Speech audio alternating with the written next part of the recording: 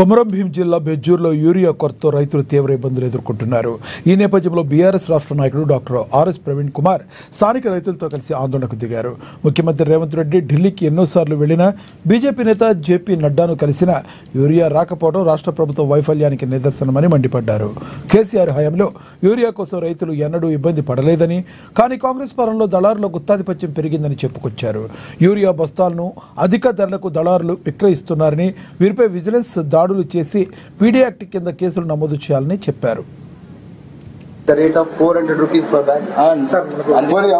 దళారీల దగ్గరికి అంటే పర్మిషన్ లేకుండా ఒక వ్యక్తి దగ్గర వాళ్ళ ఇంటి ముంగటనే పంచుతున్న అన్న విషయం మీకు తెలుసు కదా.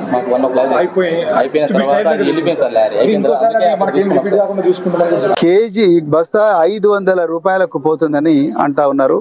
ఇలా ఇక్కడున్న నా కవిత్వం కాదు ఇది, ఇక్కడున్న రైతులందరూ కూడా చెప్తున్నారు. మొత్తం కూడా దళారీలు గ్రామీణ ప్రాంతాల్లో 400 నుంచి 500 దాకా యూరియా బస్తాలు అమ్ముకుంటా ఉన్నారు. ఇలా మేము అగ్రికల్చర్ ఆఫీసర్లను కూడా అడిగినాం. మరి కేసీఆర్ గారి పాలనలో ఇట్లాంటివి ఎప్పుడు జరగలేదు, కానీ ఇప్పుడు రేవంత్ రెడ్డి పాలనలో మాత్రం రైతులందరూ కూడా పొలాల పనులు బంద్ చేసి ఎక్కడెక్కడి నుంచో పాపన్నపేట, మూగెల్లి, అదేవిధంగా తలాయి, సోమిని నుంచి ఇటువైపు నుంచి బారెగూడ, ఇంకెన్నో గ్రామాల నుంచి ఇక్కడికి మోటార్ సైకిల్ వేసుకొని లేకపోతే బస్సులలో వచ్చి యూరియా బస్తాల కోసం ఇక్కడికి వచ్చిండ్రు.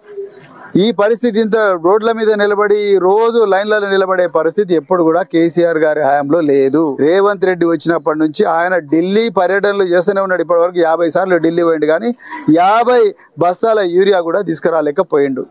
ఇక్కడ ఉండే స్థానిక ఎమ్మెల్యే పాల్వాయి హరీష్ బాబు గారు, ఆయన బీజేపీ.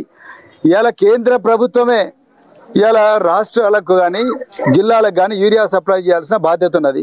మరి హరీష్ బాబు గారు, మీ పార్టీనే కేంద్రంలో అధికారంలో ఉన్నది, యూరియా సప్లై చేసేది మీ పార్టీనే. మరి మొన్న తెలంగాణ ప్రభుత్వం మీ పార్టీ దగ్గర మాకు యూరియా ఇవ్వండి అంటే యూరియా లేకపోయినా పర్లేదు, మీరు అవసరానికన్నా ఎక్కువ యూరియా మాడుతున్నారు అని చెప్పి మీ మంత్రి జేపీ నడ్డా గారు మేము ఇచ్చినప్పుడు ఇస్తాం లేకపోతే ఇయ్యం అన్న విషయం మరి మీరు జేపీ నడ్డా గారు మాట్లాడినారు. మరి మీరు బీజేపీ ఎమ్మెల్యే ఉండి ఏం లాభం? మీరు కేంద్ర ప్రభుత్వం పోవాలి కదా, కొట్లాడాలి కదా.